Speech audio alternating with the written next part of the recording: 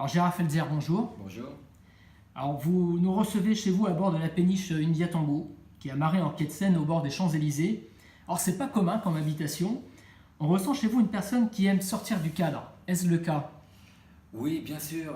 Moi, ma vie a été guidée par une phrase d'Einstein, en fait. Pour changer la société, il faut changer les hommes, et pour changer les hommes, il faut leur donner envie. Cette péniche, elle donne envie. C'est un lieu de vie, mais en même temps, c'est un lieu de rencontre. Et se rencontrent des gens qui n'étaient pas faits pour se rencontrer, ce soit des prix Nobel de mathématiques, médaille Fields de Cédric Villani, Nicolas Hulot ou des ministres, ils viennent changer d'air. Et changer d'air, pour moi, c'est un mot magique. Quel est à vos yeux l'enjeu le plus important pour notre société?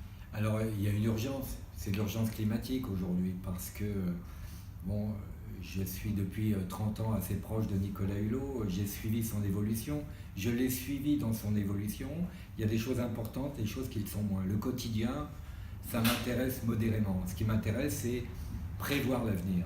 Et prévoir l'avenir pour la santé des gens. La santé des gens au sens très large. Là, on va dans un mur, on est toujours en train de produire plus, et finalement, ça va nous mener à quoi?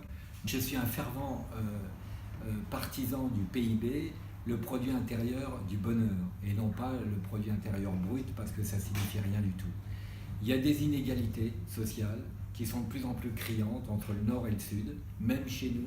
Il y a les réfugiés climatiques qui nous arrivent de plus en plus, les réfugiés aussi évidemment pour les conflits qui sont totalement ridicules. Je pense qu'on est dans une société qui dérive, qui va vers les extrémismes. Quand je vois qu'en Europe, il y a des pays comme la Pologne, la Hongrie, l'Italie qui commencent à dériver vers les extrémismes, vers les populismes, ça fait un peu peur. Et je pense que là, c'est pas le moment de baisser les bras. Alors évidemment, il y a plein d'opportunités qui m'arrivent. Et j'ai un gros défaut, c'est que je ne sais pas dire non. Donc si il y a quelque chose ou quelqu'un qui me tend la main ou qui me demande ma main, je la donne volontiers, mais le problème c'est le temps et la capacité. Voilà, je fais des choses très différentes, mais finalement elles ont un lien. Le week-end dernier, j'étais à une démonstration de parapente déguisé à Saint-Hilaire-du-Touvet, près de Grenoble. C'est le vol libre. Mais le vol libre, dans tous les sens du terme, c'est des gens qui risquent leur vie malgré tout, et en même temps ils veulent faire passer des messages. Ben bon, ça me plaît. Et ce genre d'aventures sont faites évidemment pour étonner, et à partir du moment où on étonne les gens, on les accroche pour faire passer un message. C'est ce que j'essaye de faire. Alors, en parcourant le site web de think tank Futura Mobility, dont vous êtes l'un des fondateurs, j'y découvre des acteurs que je n'aurais pas forcément associés, tels que SNCF et Safran, ou Valeo et Bouygues, ou Keolis et Air Liquide. Quelle est la motivation qui a pu réunir une telle diversité d'acteurs? Alors, qu'on s'appelle Keolis, qu'on s'appelle SNCF, Air Liquide, Air France, Valeo et d'autres, on est tous sur le même bateau. On dit conjointement, nous sommes tous des directeurs de recherche, ils sont tous des directeurs de l'innovation, il faut innover pour le bien-être de la société. Et ça c'est formidable, parce qu'on n'aurait pas cru au départ, moi je ne les connaissais pas. J'ai dit, ils trouvent des nouveaux produits pour pouvoir faire du fric derrière. C'est pas que ça, c'est le bien-être de la société. Et quand la SNCF dit, les gars, il faudrait que j'électrifie mes 15 000 km qui me manquent et on roule au diesel, qu'est-ce que je fais? J'ai pas un rond pour mettre mes caténaires et équiper les voies. Eh bien, Air Liquide dit, t'as qu'à mettre de l'hydrogène. Alstom dit, je te fournis la motrice. Et les autres disent, je te stocke sous forme solide. Eh bien, on arrive, et la preuve, c'est que là, il y a un train à l'hydrogène qui roule en Allemagne, sans émission du tout, pour le coup. Eh bien, c'est le bien-être de la société, c'est de l'économie, c'est du gagnant-gagnant, écologie et économie. Alors, Sébastien Grelier, qui est directeur communication et environnement de Toyota France, qui expliquait à l'occasion de l'une des rencontres du think tank Futura Mobility que l'avenir de l'entreprise, de son entreprise, tiendra à l'agilité de ses salariés, à leur capacité à prendre des risques. Est-ce que ça veut dire que l'innovation aujourd'hui passe par une nouvelle posture? Alors l'innovation, elle est synonyme de risque. Il faut avoir le courage de faire ça. Quand Toyota, il y a plus de 10 ans, a lancé la première Prius hybride, tout le monde se moquait d'elle en disant c'est de la com, ils vont dépenser de l'argent et finalement ça restera de la com. Résultat, ils en ont vendu 8 millions, ils ont fait des petits, il n'y a pas un seul constructeur qui ne fait pas d'hybride aujourd'hui, et ils ont repris un temps d'avance avec la Mirai, qui est une voiture à pile à combustible, à hydrogène, suivie de près par Hyundai et par d'autres. Malheureusement, tout ça c'est de l'Asie. On commence, nous, à nous y mettre en Europe, notamment les Allemands. La France est encore en batterie, ce qui pour moi est une erreur, parce que c'est complémentaire. La prise de risque, elle est quand même immense. Il ne faut pas se tromper. C'est peut-être pour ça que les Renault PSA ne se sont pas mis à la pile à hydrogène aujourd'hui. Ils ont attendu longtemps. PSA a attendu longtemps le véhicule électrique, et maintenant on voit que, rattrapé par la concurrence, il est obligé de montrer l'exemple également, et il va proposer à partir de l'an prochain des voitures qui seront au minimum hybrides, en tous les cas plus de diesel dans quelques années. Donc c'est un progrès malgré tout. Ce sont des gens qui prennent des risques mesurés, ils s'observent évidemment, il y a de la concurrence, mais en tous les cas ça va dans le bon sens.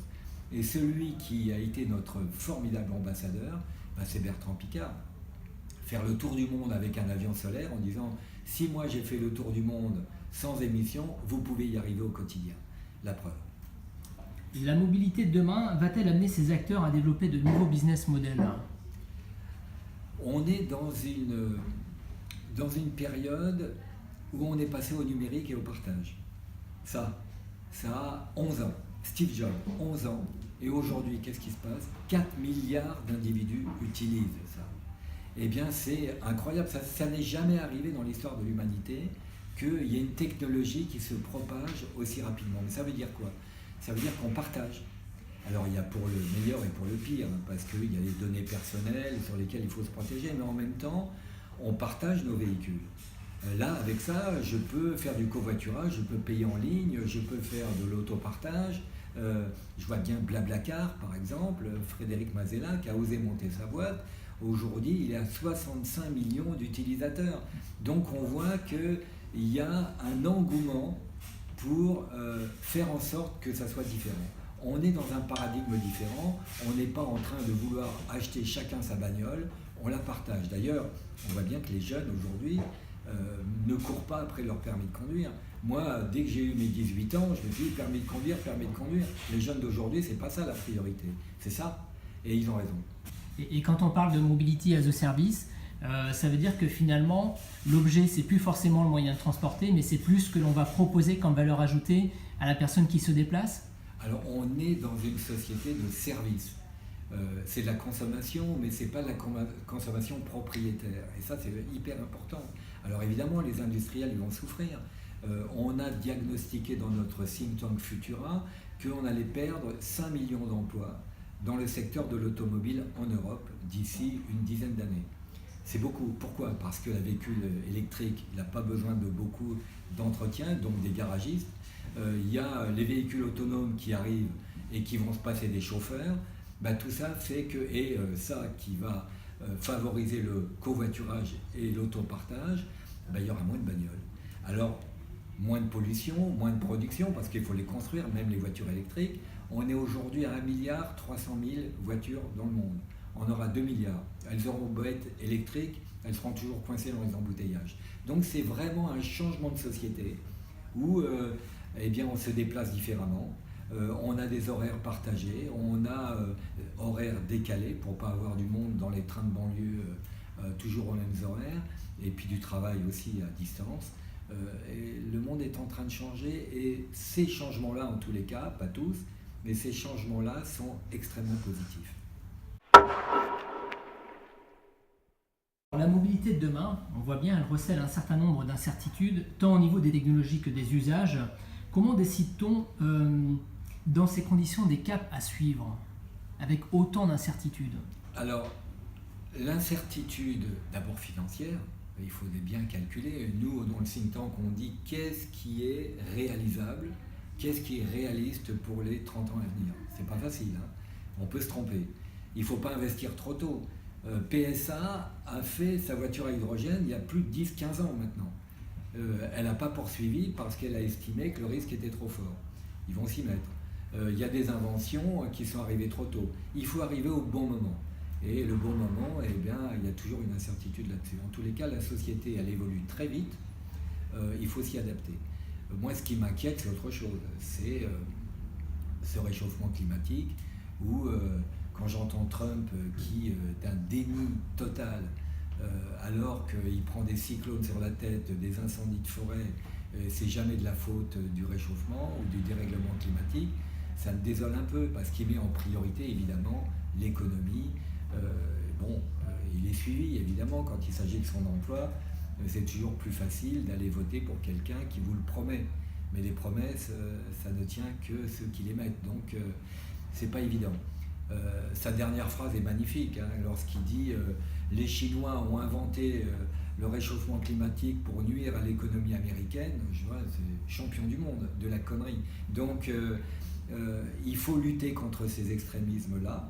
Il en existe en Europe, des climato-sceptiques d'une part, et puis des gens qui sont à la recherche du moins-disant pour favoriser une certaine économie, y compris l'économie des choses qui sont sinon inutiles, sinon meurtrières.